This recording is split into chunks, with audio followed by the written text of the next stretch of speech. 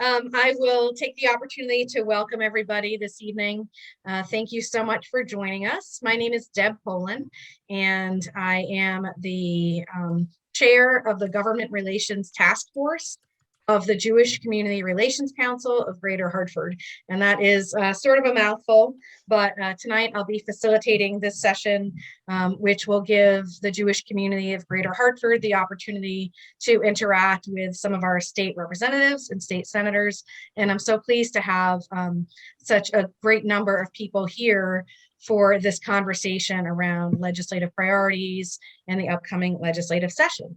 So a little bit of housekeeping, and all of you are probably a little sick of hearing some of this by now, but if you could keep yourself on mute unless you are actively speaking, that would be ideal. I'm sure you all have dogs, cats, kids, or telephones that might decide to make an appearance during the next hour or so.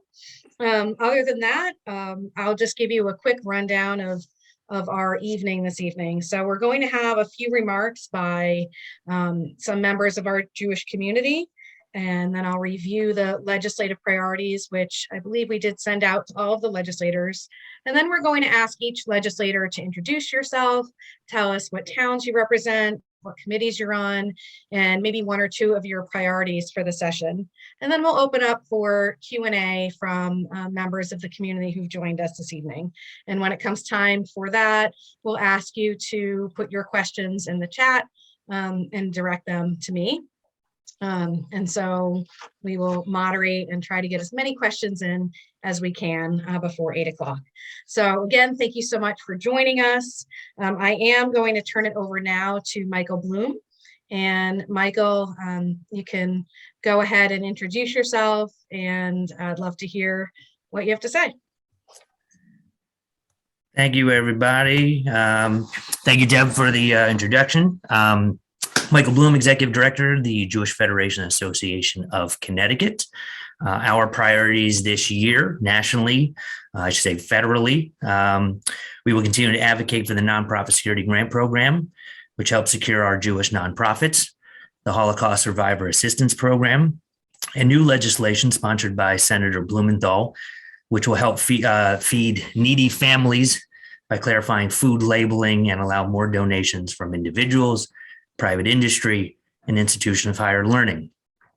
At the state level, we will advocate for the release of the $15 million we secured last session to help secure our synagogues. Thank you, Senator Slapp and Senator Anwar, for your leadership on that issue.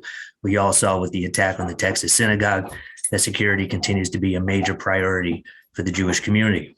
Second, many on this call know that the Dignity Grows project was started right here at this federation. It provides menstrual hygiene supplies for everybody that needs them. That program has spread to other Jewish federations in Connecticut and nationally. Because of that, JFAC is part of a coalition to pass menstruation equality legislation, which will provide feminine products in schools, shelters, and prisons for those that can't afford them or may not have them accessible when they need them. There will be legislation that creates a hate crimes unit within the state police that we will certainly be supportive of. In addition, I continue to sit on the Hate Crimes Advisory Council. We continue to learn about how police are trained, how hate crimes are reported and sometimes underreported. While there will not be legislation this session, there will certainly be many pieces of legislation ready for the 2023 session. Lastly, because besides advocacy, part of JFAC's mission has been to facilitate business relationships between Connecticut and Israel. With that in mind, in less than a month, I'm part of a delegation taking Governor Ned Lamont to Israel on a business mission. Dan Wiener from UConn and I have been working on this for 3 years, and we are excited that this is happening. Michael Cantor, who's on this call, will be joining us as well. We have a strong delegation going, as I said, including Michael Cantor, and a solid itinerary. It is our hope that we can secure a few companies to come back to Connecticut. This trip is even more important because Dan and I, along with Michael and other members of this Hartford Federation, as well as other members of the Jewish community, are creating a Connecticut-Israel business exchange to facilitate business relationships between Connecticut and Israel. This organization will follow up on all the meetings and individuals we meet with while we're in country. In addition, this exchange will connect those current Israeli companies, which we have about a dozen here, and connect them to the Jewish community. Thank you for the time, and happy to answer. Looking forward to see you guys in person this session. Now the building's open. Thanks, Michael. And before we move on, I just want to acknowledge David Warren. David is the CEO of the Jewish Federation of Greater Hartford, and Dana Keller, who is the board president of the Jewish Federation as well. So thank you to David and to Dana for joining us. And now I'm going to turn it over to Gary Starr, who is the chair of the Jewish Community Relations Council. You're muted, Gary. Thanks, Deb. You've now introduced me, but I wanted to thank everyone for joining us this evening and JFAC for co-sponsoring the program with us. I also wanted to thank our legislators, not only for being with us tonight, but also for their extraordinary service to our state and our region. The work that you do is vital, and we are most grateful for that. The Jewish Federation of Greater Hartford represents a community of approximately 30,000 Jews. Our political views and Jewish religious affiliations are wide-ranging, but are guided by the same values and care deeply about core issues, including the imperative to care for our vulnerable community members and the neighbors and combating bigotry and extremism. The JCRC's government-related work is a powerful vehicle for advancing issues of importance to the Jewish community. We defend the civil, political, and economic and religious rights of people of all faiths and backgrounds. We protect the separation of church and state, and we help and lobby for legislation that mirrors these priorities. We have lobbied for a variety of issues, including the mandate related to the Holocaust and genocide education, provision of security grants to qualified nonprofits, and advocating for no excuse absentee ballots and early voting, Medicaid coverage for violence prevention services, repealing welfare liens, and many others. Incidents of anti-Semitism and hate continue to rise locally, nationally, and globally, as we saw just 2 weeks ago with the hostage-taking incident in the synagogue in Texas, along with this past weekend in Chicago, where a synagogue and day school were vandalized with swastikas and anti-Semitic graffiti. We stand together with other marginalized groups and faith-based communities to combat these mounting threats through education, activism, and legislation. In collaboration with other faith communities, we are creating programs and initiatives to ensure that our communities are inclusive and respectful of all. At this time, I want to introduce John Coangelo. John is the Jewish Federation's and the Security Communities Network, and is hired as our first communal security director, who will share a bit about what he's doing and can do for others in our region, as security is one of our highest priorities. John? Thank you. Coming here to this conversation 2 weeks after Colleyville, you have to ask yourself, how does that translate to us and what we're doing? So I think we have to first acknowledge that we're going in the right direction, that bringing in security programs and bringing in the proper training and improvements is something we've always needed to do. And the foresight of the Federation a few years ago to get this program up and running, I think it has served the congregants well and will continue to. So you look at what Colleyville translates to what we have to do. And it shows that we, although we're going in the right direction, we have to keep the gas on. We can't slow down. Everything you've seen lately in the news, all the attacks, the anti-Semitic incidents that are happening around the country, just the rhetoric that you're seeing shows that we're a targeted community, and we need to, continue to do the things that are going to help us stay safe. And it's really preparation. You saw in Colleyville that preparation kept them alive. The trainings that they took ahead of time are the things that got them out alive. And rightly so, they've said so, nationally. As SCN likes to say, Noah built the ark before the rain. And we want to continue to keep working on our ark and fortifying it, and hope it never rains, of course. But the three things that I think we need to continue to do that we're doing, and we even need to do more, is coordination with local law enforcement. We need their backing to help us stay safe. We need training of our congregants, and we also need hardening of our physical structures. So we continue to do assessments. We continue to assist synagogues and facilities with the NSGP, because none of the things that I spoke about come cheaply, either monetarily or cheaply through effort. So we just have to continue to push forward to do that. The grants, since they've come out, have helped synagogues and facilities and buildings get stronger, get better. They look more fortified. It's the things that deter these actions, and we want to continue to do that. So if, and unfortunately, a place like Texas wasn't able to deter it that day, but they had a second layer where they were able to react and get out safely. So I think the importance is just to continue to push forward, to not let up, and to put forth the effort that we need to keep ourselves safe. Thank you, John. And it's one of those scenarios where we wish that we didn't have to have a security person working for the Jewish community, but we acknowledge the need for it and the value that you're bringing to not just our community, but to other faith communities across the region. So thank you for all of the good work that you're doing to keep us safe. We are just going to take another minute or so to review the legislative priorities that have been adopted by the Jewish Community Relations Council this session. And then we are anxious to hear from our legislators.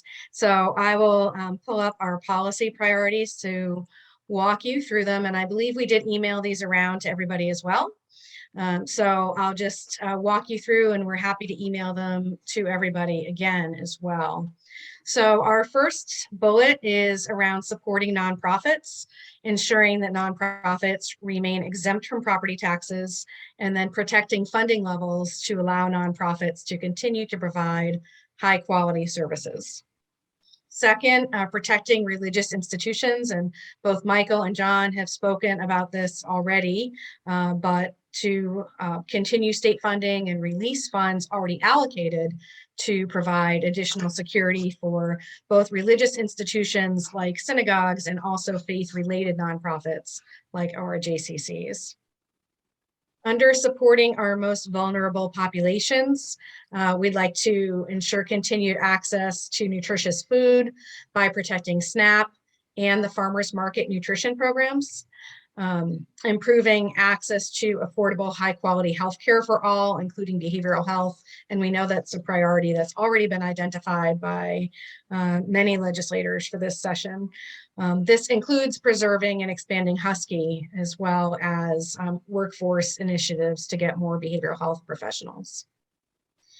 Third, to establish a plan to address the unmet needs of people who require services through the Department of Developmental Services and their families.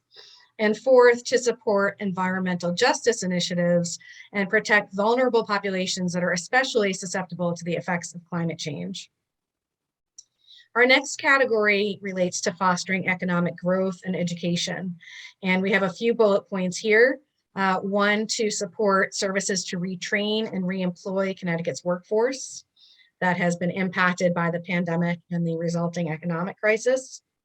The second, to continue to build productive business partnerships between Connecticut and Israel. And thank you for Michael Bloom for spearheading some of those efforts, along with Michael Cantor, who's on this call with us tonight. And finally, to support efforts to help schools and parents in the vital task of teaching children to read. And our Jewish Federation actually runs a program called Children's Reading Partners. We partner with some of the local school districts where we have local volunteers reading to school children. Committing to an anti-hate culture. We have 2 bullet points here. One is to expand anti-hate and anti-Semitism education for teachers, students, families, and elected officials. And we know we have the Governor's Hate Crimes Advisory Council recommendations coming soon, so we'll want to review and consider those. And also to support gun safety and the reduction and prevention of gun violence. And similarly, to review and consider the recommendations of that new advisory committee. And finally, civic engagement. We want to support the continued use of no excuse absentee ballots. We support voting yes on the upcoming constitutional amendment question for early voting. And we want to continue to promote justice, equity, diversity, and inclusion in all private and public organizations and systems. And so those are some of the items that we're asking for your support on this session. And now I'm pleased to hear from all of our legislators.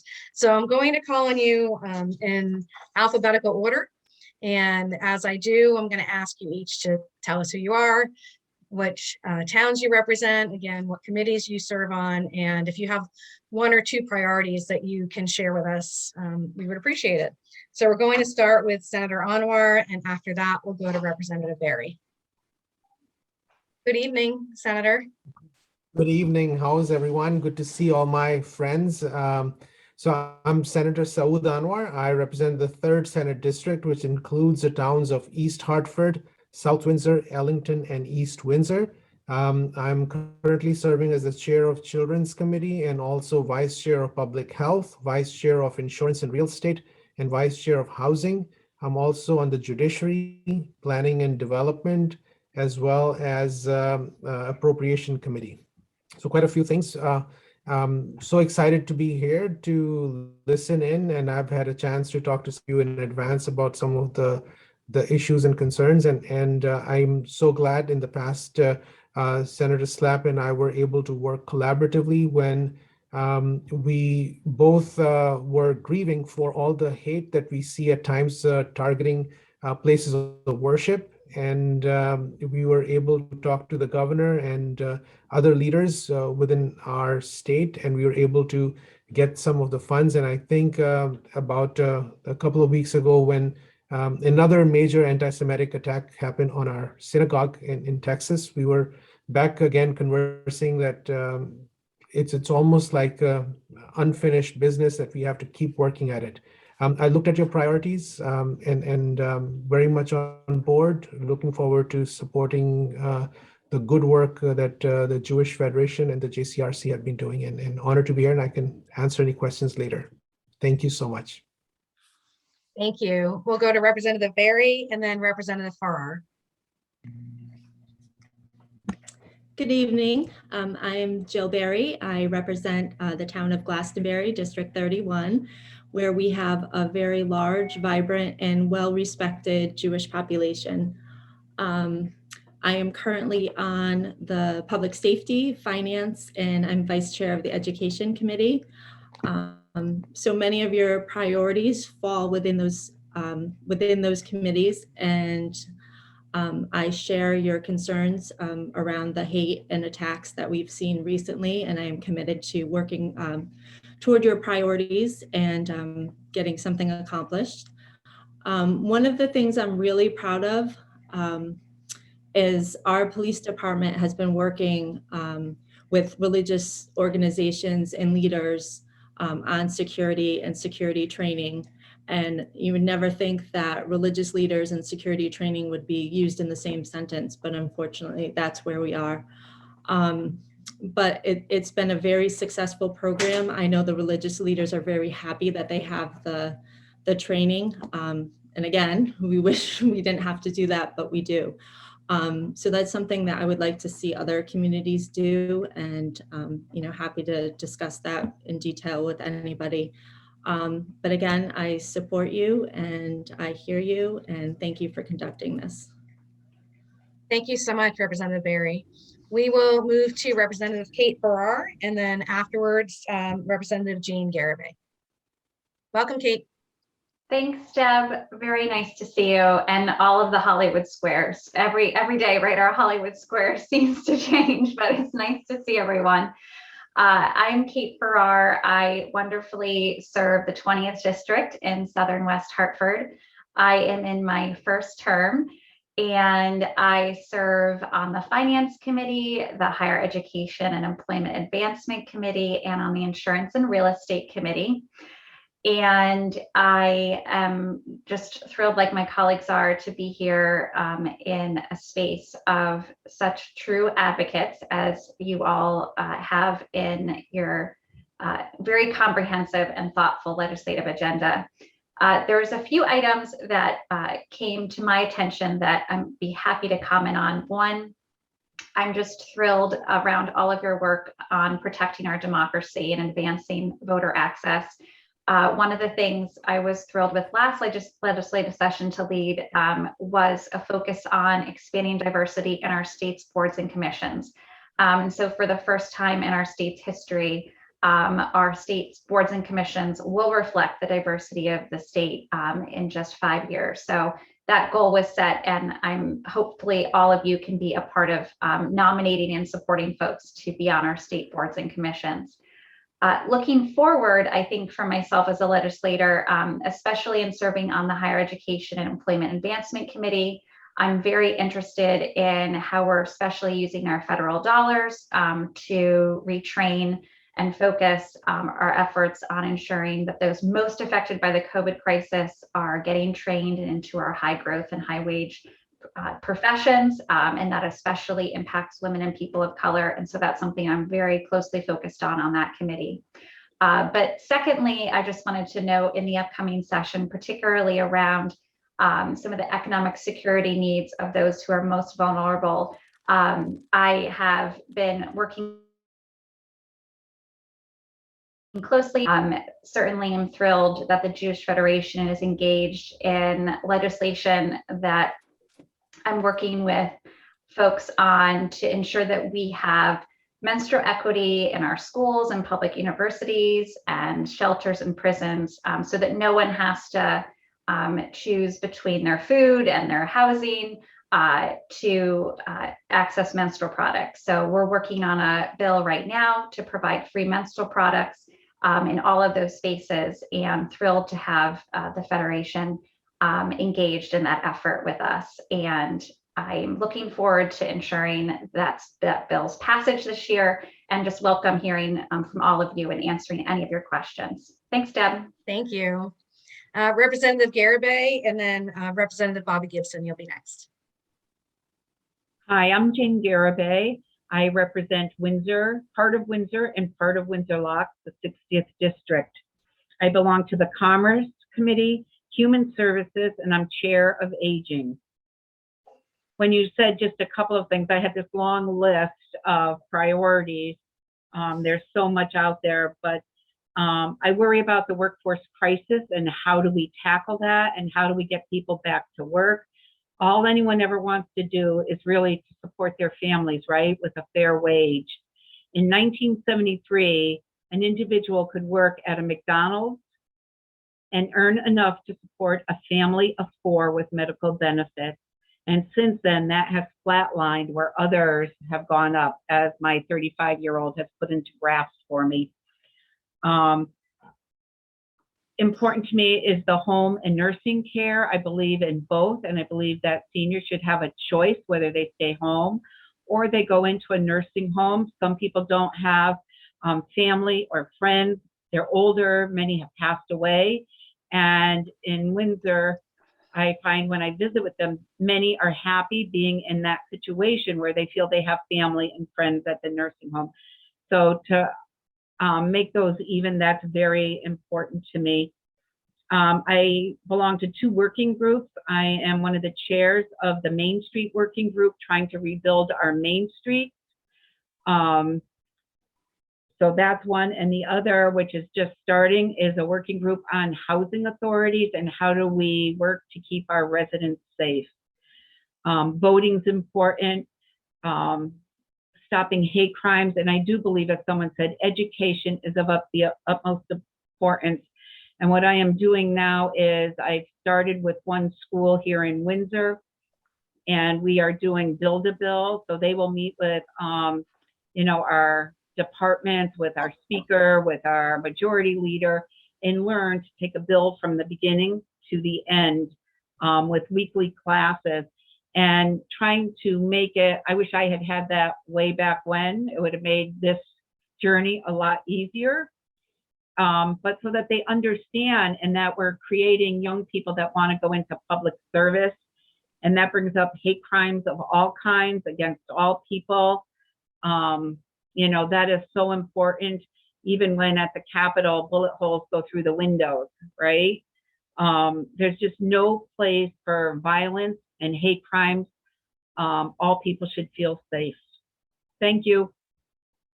Thank you so much. And I'm very intrigued by that school program. And one of my other hats is serving on the Board of Education in West Hartford. So I'm taking notes now. I'll talk to you anytime you'd like. Thank you. Representative Gibson, you're next, and then followed by Representative Gilchrist. Good evening, everyone. Welcome. Good evening. I'm State Rep Bobby Gibson. It's good to see everyone. I represent the 15th District. I'd like to thank the Jewish Federation of Greater Hartford for having this forum tonight. It's very important for all the reasons that have been mentioned, that will be mentioned coming up. I serve on the Appropriations Committee. I'm the co-chair of Conservation and Development Subcommittee. I'm the vice chair of the General Law Committee, and I serve on the Education Committee. And I'm also the proud vice chair of the Black and Puerto Rican Caucus. This year, I'm going to really try to focus on some things that we have passed to make sure they're stronger, as well as a couple of things that are coming up that's been in the news. A couple of years back, I believe it was 2017, Michael Bloom, and thank you for doing this, Mike, got me involved in the Holocaust bill. And in that bill is very important because of all the atrocities that were done to Jewish people. And our children need to understand the atrocities and the hate man has had against one another. Well, that bill was passed, but since then, not a lot of movement has been done on that bill. And being an educator, what I would like to do this session is introduce legislation that will help teachers obtain professional development. So as they go through their coursework, they'll be up to date on the latest strategies and the latest lesson plans and things in order to teach that education. We can't let that education die. A year after that, I believe it was in 2018, we passed the African American Black History Bill. So those two bills are very important. And again, they both need professional development for teachers. Black people and Jewish people have shared not the same experiences, but similar experiences when it comes to what has happened to us in the contributions that we have given this world. Last year in session, I was honored to work with Steve Ginsburg of the Anti-Defamation League on Senate Bill 989. I did not introduce that bill, but I was proud supporter of that bill. We need to make sure that bill is up to date, and that bill is being given its respect, just like we talked about all the other safety measures that we still have to unfortunately abide by. But this is the world that we live in. So it doesn't matter what faith or nationality you are, whether it's a synagogue or a church. In my town of Bloomfield, I've had graffiti put on the side. We have to come together and make sure that we protect one another. In the passing of these bills and now looking towards professional development, I'm looking to work with CERC, the State Education Resource Center, to make sure that that can happen, that we can get this legislation. And as the bill comes forward for teacher professional development, I hope my colleagues can help support it. And then in closing, being the vice chair of the Black and Puerto Rican Caucus, we had 8 pillars last year that dealt with equity. And dealing with equity in this time of going through COVID, a lot of inequities were exposed, namely health, education, job employment, economic development, to name a few. So those are some of the things that I'm going to focus on. And so thank you again to the Jewish Federation of Greater Hartford. And I'm looking forward to working with my colleagues. Thank you. Thank you so much, Representative Gibson. We're going to move on to my state rep, Representative Gilchrist, and then after that, Representative Eleni Cavares-DeGraw. Hi, everyone. I'm Jillian Gilchrist. So nice to be here tonight. Thank you so much for having me. I represent a portion of West Hartford. I'm vice chair on the Public Health Committee. I serve on the Appropriations Committee, the Energy and Technology Committee, and the Judiciary Committee. And I echo what has been said. It's a shame that we're in a time when there is violence against the Jewish community, but I'm happy to see that you do have a security person in place and measures are being taken at the legislature. In any way we can help you, please know you have a partner in me. So I'll bucket mine. I'm doing quite a few priorities under women's health and safety. Want to update Connecticut's abortion statute so that we are in alignment with 14 other states. So advanced practitioners who are trained in abortion care can provide procedural abortion, and then we need to update our regulations so that medication abortion can be given via telehealth. I've been chairing 2 different working groups, the endometriosis working group, that is a disease that little is known about, and yet 1 in 10 individuals with a uterus experience. And then I've been chairing the breast cancer awareness working group. And so out of both of those, there are some recommendations that'll be going to the legislature. The federal government cut funding for the Victims of Crime Act. And so those dollars flow into Connecticut and fund such things as domestic violence, human trafficking, and some mental health programs in the state. And so we're looking to do a fix there so that we don't lose those vital services. And then trying to update our sexual assault statutes. We use the word consent, but we've never defined it. And our Supreme Court has actually looked to the legislature. So we're attempting to define consent and include that in sexual assault in the 2nd degree. And then want to look at some additional dollars for family planning coverage. And again, back to the breast cancer coverage as well. Very happy to see that one of your priorities is the hospital-based violence intervention professionals. So we were one of the first. We were the first state in the nation to professionalize hospital-based violence intervention professionals. So these are individuals who, when someone is shot, they come to the hospital, provide crisis intervention, and then do follow-up. And it's evidence-based practice because they are able to stop retaliatory shootings. And so the next step for that policy is going in and trying to get the Medicaid coverage. And in the off season, the advocates have been meeting with the Department of Social Services, the Office of Policy and Management, and the governor's office. And so hopefully we can get that funding this year and be the first state to fund those professionals and ideally prevent some gun violence here in the state and in our urban settings. And then I would second what you're all saying in terms of nonprofits. Our nonprofit community does yeoman's work, and they were stressed before the pandemic and have just experienced quite a bit of stress, I think, with many of the priorities you have, such as the vulnerable populations and then the focus in the state on mental health. It's our nonprofit providers who are giving those services. And so want to be able to ensure that we can support the providers and help them with the shortages that they're experiencing. And I'm happy to help you with your priorities at the legislature this year. Thank you. Thank you. We will go to Representative Cavras-DeGraw, and after that, we'll have Representative Morambello. Thank you so much. And it's so great to see so many of my friends and also my constituents on this call. I feel like we just had this chat last year, and here we are again. So great to see all of you. Thank you for having me. I will go, it's probably easier if I do it this way. District 17, I represent most of Avon and part of Canton. I actually share Avon with Representative Exum, who represents a lot of you in West Hartford. I serve on the Public Health Committee, the Energy and Technology Committee, and I am the Vice Chair of Finance, Revenue, and Bonding. As to the priorities, I would say I am completely aligned with all the priorities that you laid out, and just to sort of piggyback on some of the things that both Representative Gilchrist and Representative Ferrar said. You know, reproductive rights are at the top of my list this year. I'm on the endometriosis working group. I think that once you discover that even though our abortion is codified in the state of Connecticut, there are a lot of laws from other states that can touch us, and so that's highly concerning. Again, on public health, we're working on some other things with my colleague, Representative Berger Javallo, it's more of a finance bill, but a stillborn tax credit that we're going to be working on. And in addition to that, you talked about environmental justice.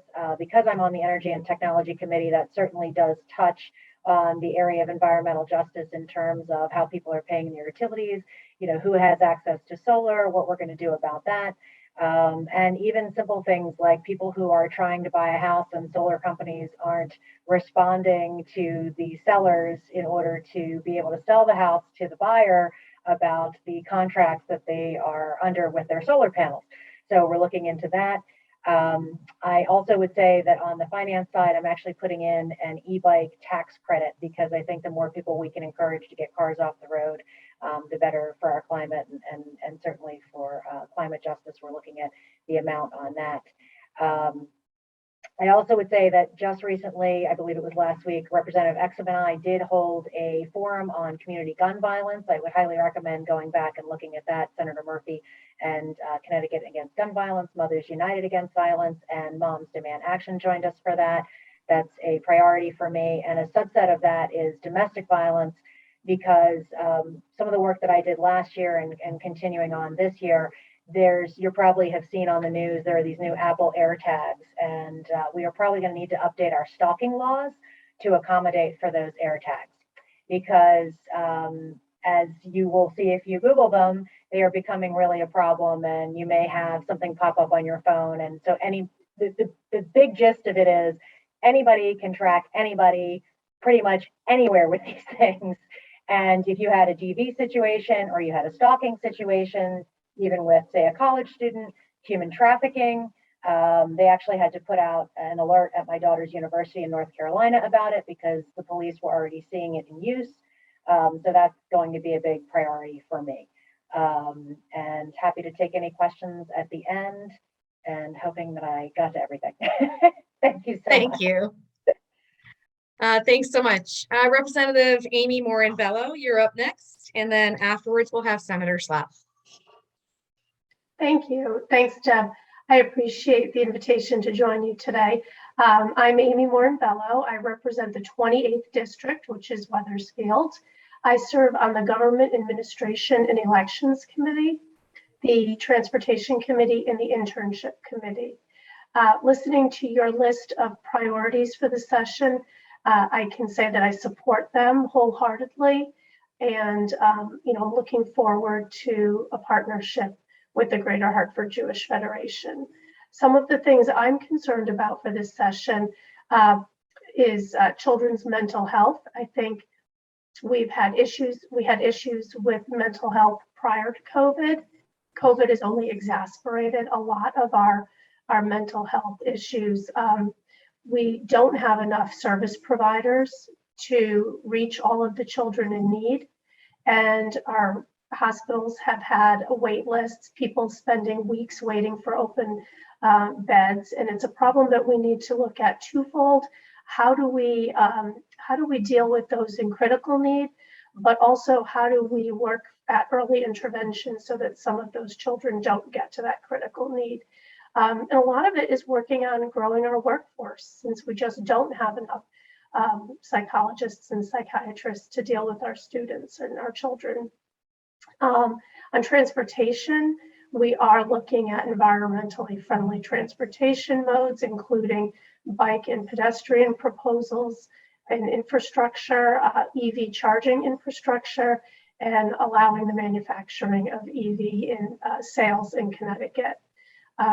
Government administration and elections, we are working on continuing to look at COVID as a reason for absentee balloting in November. Of course, we have to come up with messaging so that we can get early voting passed this time as a constitutional question. We will all be voting on that in November, and I hope that all of you will support that as well. And I think it's also important that we look at allowing virtual meetings to continue. They're definitely accessible for people. It's not always easy to get everybody together on a cold, Monday night at 7 o'clock. But because we're able to meet via Zoom, it's you are allowing for other people to engage. So I'm hoping that we can continue virtual meetings in some form and allow our municipalities to do it as well. So again, I thank you, and I look forward to being an advocate. Thank you so much. We'll go to Senator Slapp, and then Representative Gary Turco. You're up next. Deb, thank you so much, and good evening, everyone. It's great to see so many friends. Thank you to the Federation for your leadership on so many of these issues. Your list is my list. Your priorities are my priorities. I think they are really incredible, and I'm looking forward to working together with all of you to help get those passed this year and in subsequent years. I'm just going to highlight a few things that I'll be working on, and then I want to finish by talking about the security grant, just super quick though, because I know we have some other of my colleagues who still need to go. And I do want to apologize if you hear the cello in the background. My oldest is in the middle of auditions for a conservatory, and so she's playing the cello. So one of the benefits of being virtual for all of you is you get to hear some really good cello in the background. So anyways, but I hope it doesn't distract. Strengthening our economy and continuing the progress that we've made on fixing Connecticut's budget is critically important for so many of the priorities that you have on your list that I have on my list. So we need to continue that work. We need to grow our economy. Healthcare, mental health, absolutely. My day job, I'm vice president of advancement at the Village, which is right near, as you know, the JCC, and so I see the mental health crisis every day. We also need to expand access to all children, regardless of immigration status when it comes to Husky. It's a moral imperative, I believe. I'm chair of the Higher Education Committee. We're working to increase accessibility and affordability and strengthen our pipeline. I should say I'm also on the Finance Committee, GIE, Government Administration and Elections, which has cognizance over, you got it, elections. I'm on the Aging Committee, and then I'm vice chair of Environment.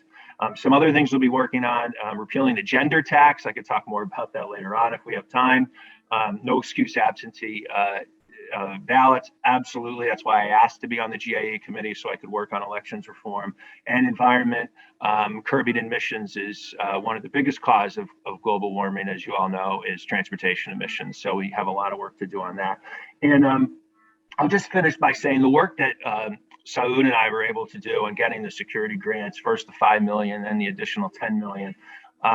We were able to do that in part because of Mike Bloom's leadership and the Federation's leadership, but also because we had relationships across the aisle. And within half an hour after we, started working on this idea, we had the Republican leader of the Senate and Republican leader of the House join us at a news conference and pledge support for this very important initiative. As you know, nobody should be afraid to worship, period.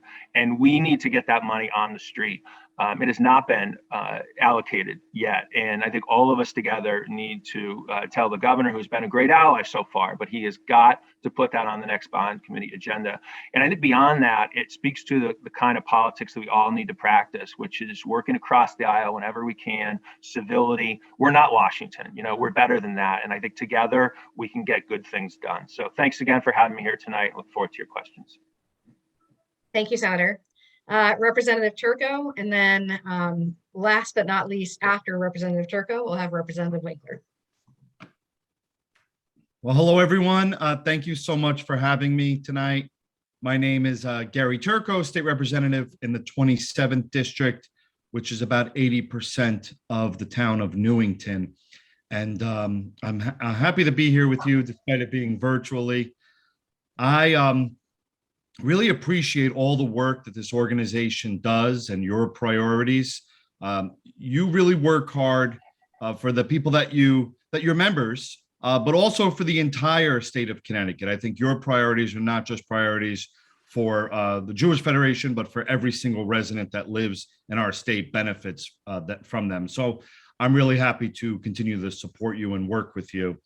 Some things that I'm going to be working on this session with Senator Slapp, on the college affordability side. Some other things, I had a meeting with one of your members, Jan and Harold Kritzman from Newington, on trying to make insurance better for early detection of breast cancer. We passed that bill in the House 145-1, and then it didn't get taken up in the Senate. So I got some of my Senate colleagues here. I'm going to ask for your help this year because we're going to get it done in the House again. A property tax relief continues to be something that I know the lower income, middle income really struggles with and is increasing faster than most people's paychecks. And mass transit expansions. I know West Hartford and Newington would like to see a train station and expand that whole Hartford Springfield line, maybe all the way to Boston. First-time homebuyers program, something else that's really important to me. But overall, I think one of the major focuses that I'll have this session is what can we do as a state to better combat poverty?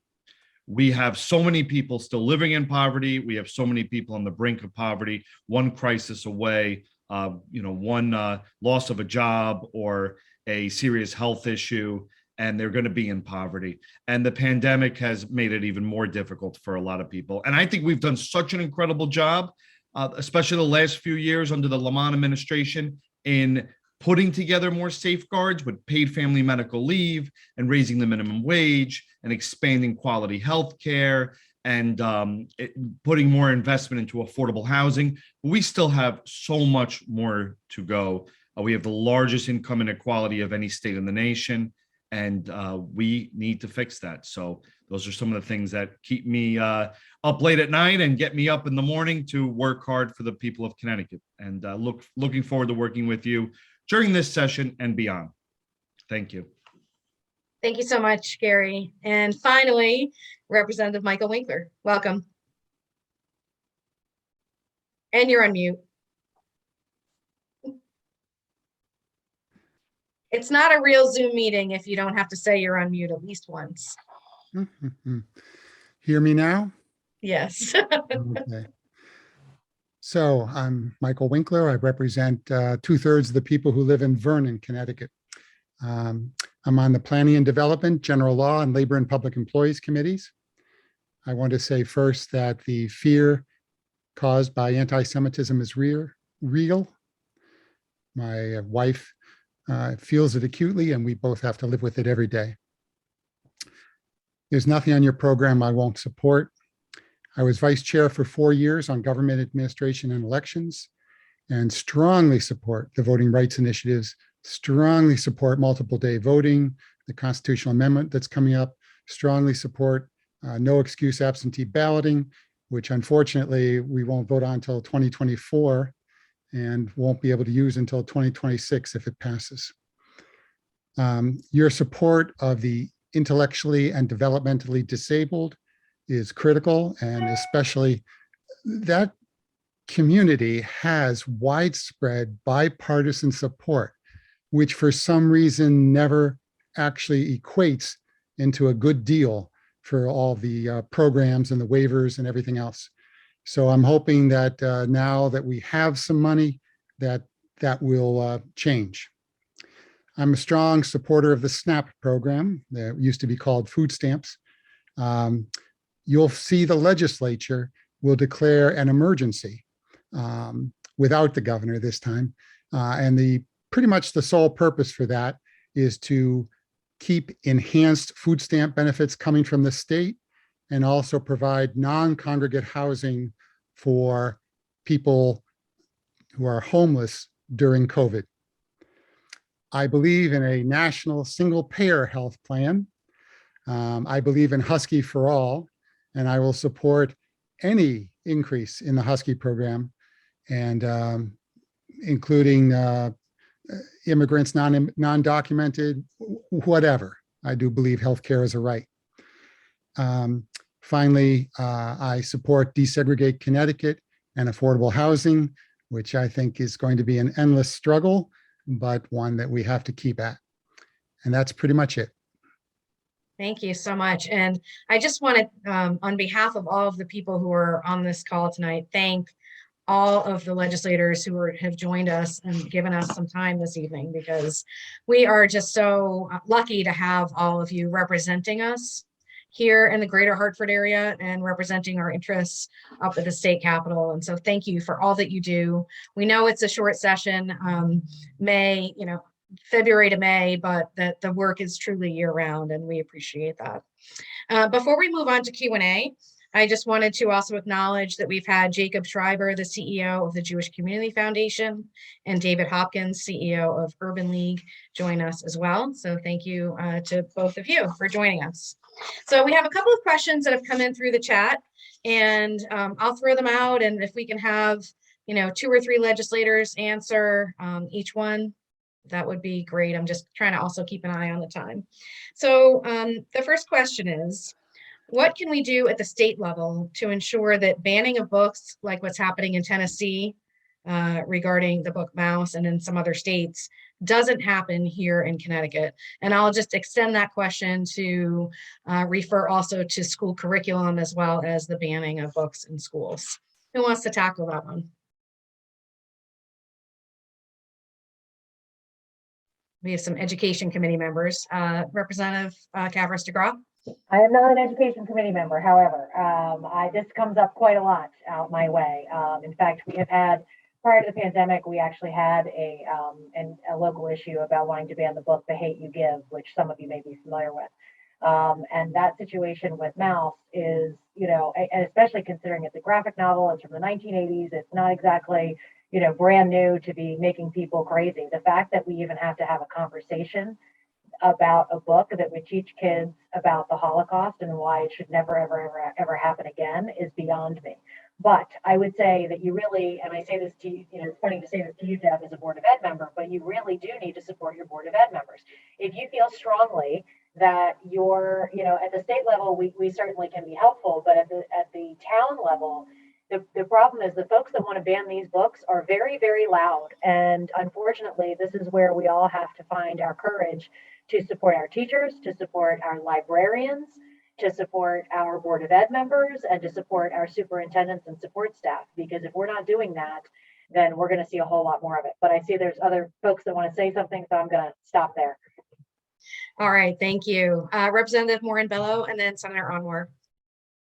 Thanks, Deb. I was going to add that this is why when we say, local politics matters, this is a prime example of, who you appoint to your Board of Ed, who do you appoint to your library board. These are the decisions that those groups of elected officials make. And so it's very important that we make sure people vote in every election and vote for Board of Ed members, and we appoint library board members that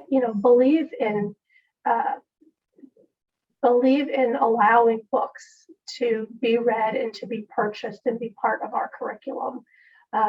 So I think that is really the way. And like Rep. Cavras DeGraw said, it's important for all of us as voters to go into a library board meeting and to go to a Board of Ed meeting and a town council meeting and show our support for it. As legislators, we get a lot of email every day, and most of it is for people who want us to not do something. We don't always get email,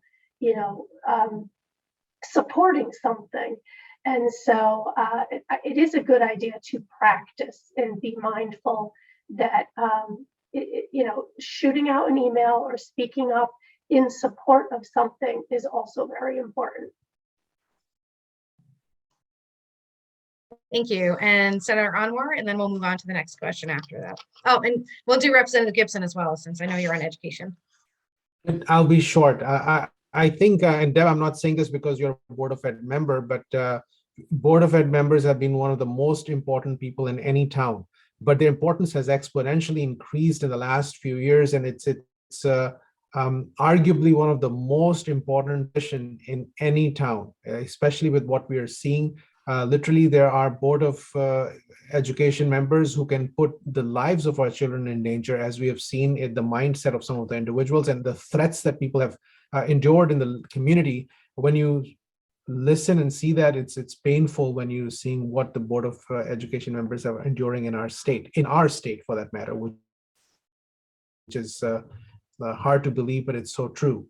The second part is a financial issue. My understanding is some of the textbooks are linked with the state of Texas and state of California, which actually produce the most textbooks in our country. And some of that control is beyond our control. So we'll have to identify other opportunities of addressing this beyond the legislative part to it. So I'll stop here because I know others have other things to touch on. Thank you. Great, thank you. And Representative Gibson? Yeah, I'll just touch on it briefly as well. Being an educator and being on the education committee, each town is responsible, each school district is responsible for their own curriculum, for coming up with what they're teaching our kids. And again, along with what my colleague said, we put these people in the positions of Board of Education as well as Town Council. So when things like this come about, speak loud and speak often. Go to those meetings and advocate for the books and the curriculums that you want. Because again, the curriculums are developed by each individual town. And so people that we put in the office are the ones that should teach the curriculums in which we recommend. So again, just backing up what everyone else has said. And by the way, Deb, I'm also your state rep in the next year. Looking forward to that. Thank you. We have a question around the continuation of using COVID as a reason to vote by absentee. And I know that there's a goal to put that into place in the future, but we do have some special elections coming up. And is there a likelihood that the legislature will pass a bill as soon as session opens that would allow for that to be a reason to vote by absentee starting right when the next election is?